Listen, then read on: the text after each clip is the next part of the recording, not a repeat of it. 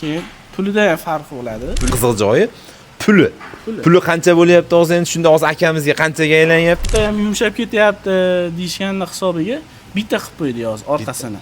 Ha, yumshanli bo'lib o'ylang, ko'pchilik tushunadi, ko'pchilik tushunmaydi. Ko'pchilikga Cobalt, Mers nima farq qiladi shunda? Mers o'zini sannibiloylarni qo'yib beryapmiz. Tilla usta keyin Cobaltda chiqadi tilla usta. Assalomu alaykum, yaqinlar, omonmisizlar, tanijoninglar sog'mi? Sizlar bilan bugun Gentra Hadavoyini Mers qilish qanchaga tushadi degan mavzuda video olamiz. To'g'risi akamiz videoga tushishga rozi bo'lmaganlar, men tilimcha kelishmaydi, o'zingiz bilib olib bering, tushunadilar. Ya'ni ijtimoiy tarmoqdan ko'rib ketdilar. Hozir ustalardan ham so'rab bilamiz, nima ketadi, qancha pul ketadi, nima qo'ysa qana bo'ladi. Hozir buni asosan sanli bloklari Mers qo'yilyapti ekan. Hozir Tavakkaljon ustani ikki og'iz suhbatga tortamiz. Assalomu alaykum, Hormen Tavakkaljon. Sizning sorta yana salomat video uchun. Xo'p, o'rta bu mashinada nima ishlar qilinyapti, necha pulga aylanyapti? Shuni gapiraylik, podpischilarga eng qizig'i mana shu. Yaqinlar shu joyda sizlar kommentariyada layklar bilan qo'llab-quvvatlab turasizlar. O'rta, nima ishlar bo'lyapti? Mers Hadavoy qilib beryapmiz. Mers Hadavoy o'zini deb keldilar aka. O'shanda ham yaxshi effekt beryapti. Mers o'zini sannibiloylarni qo'yib beryapmiz, oldi, orqaga 4ta sanli blok, hammasi Mers bo'lyapti. Cobalt bo'lgani yo'q batda. Yo'q, Cobalt bo'lgani yo'q. Endi yana bitta savol mana shu joyda ko'pchilikga Cobalt, Mers nima farq qiladi shunda?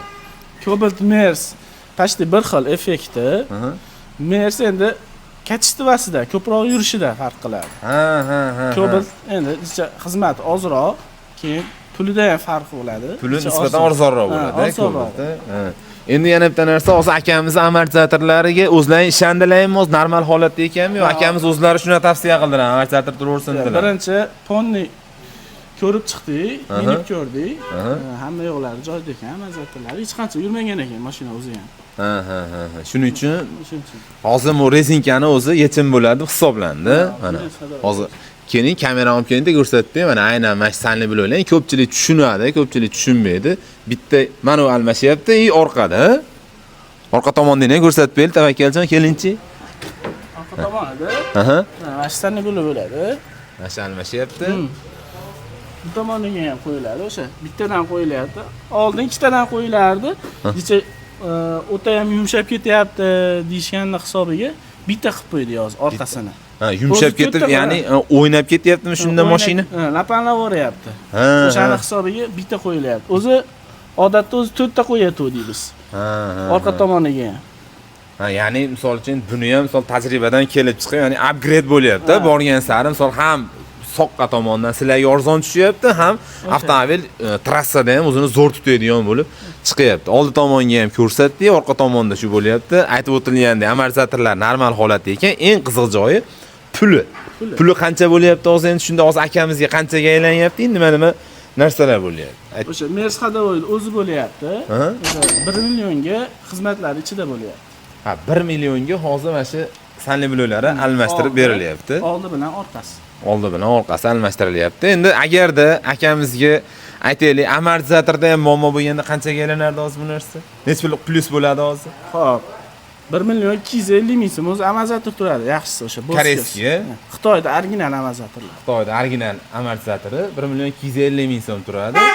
Endi misol hozir undan tashqari undan qimmatlari ham bor. Misol uchun aytaylik $150, 200, $250 ketaveradi.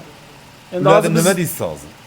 Endi bizda endi Xitoylar ham yaxshi chiqyapti misol. Biz endi Hadavoy eng ko'p qo'yayotganimiz o'sha Xitoyda original amortizator Boskyost. Tavsiya qilyapmiz klientlarga. Tavsiya qilinadi, yaqinlar, bexijolat olib kelaverasizlar. Eng qiziq joyi esimdan chiqib qoldi. Soqqani gapiribmiz-ku. Qancha vaqt oladi endi bu ish hozir? Misol bitta odam podpischilarimizdan ko'rib kelishsa, taxminiy qancha vaqt ichida chiqarib olamiz bu narsani? Uzoq 1 soat, 1,5 soatda bitta. 1 soat, 1,5 soatda chiqadi, bitib ketadi ya'ni. Amortizator bo'lsa 2 soat bo'lib qolishi mumkin. 1 soat, 2,5 soat olib qoladi. Olib qoladi. Lekin misol uchun tashab keting, bir kun qoladi degan narsa bo'lmaydi, yaqinlar. Bexijolat tashrif qilaverasizlar. O'ylaymanki, video foydali bo'ldi. Bundan-da foydaliroq videolarni o'tkazib yubormaslik uchun sahifaga obuna bo'lib qo'yasizlar. Tavakkaljon, sizga ham kattakon rahmat. Joningiz sog' bo'lsin. To'g'risi, mana shu tilla usta o'zi to'g'risi batta ustalarning eng kattasi. Videoga chiqmayman deb aqa qochib yuribdi. Yaqinlar qo'llab-quvvatlab kommentariyada yozib turinglar. Cobalt hadovoyi qanchaga tushadi yokida u upgrade qilinsa qanchaga tushadi, ya'ni yumshatilinsa. Shu mavzuda videoga tilla ustoz tushib beradi, sizlarga to'liq ma'lumot beradi. Video yoqqan bo'lsa, like bilan qo'llab-quvvatlab, aynan mana shu Gentrasi bor, Cobalt'i bor, ya'ni o'zimizni Gem avtomobilni minadigan, shuna hadovoydan qiynalib yurgan yaqininglarga albatta yuborib qo'yinglar, o'ylaymanki foydali bo'ladi. Aytib o'tganimdek, biz avtomobil mavzusi bo'yicha barcha foydali ma'lumotlarni sizlarga yetkazish uchun astoydil yo'lga chiqqanmiz. Bu uchun sizlardan so'raladigan, sizlardan kutiladigan narsa like, podpiska va albatta o'zingizlarni nima xohlayotgan bo'lsangiz avtomobil mavzusida kommentariyada yozib qoldiringlar. Sizlar uchun qiziqarli, cho'tki videolar qilib beramiz. Joninglar sog' bo'lsin. Keyingi videolarda ko'rishguncha.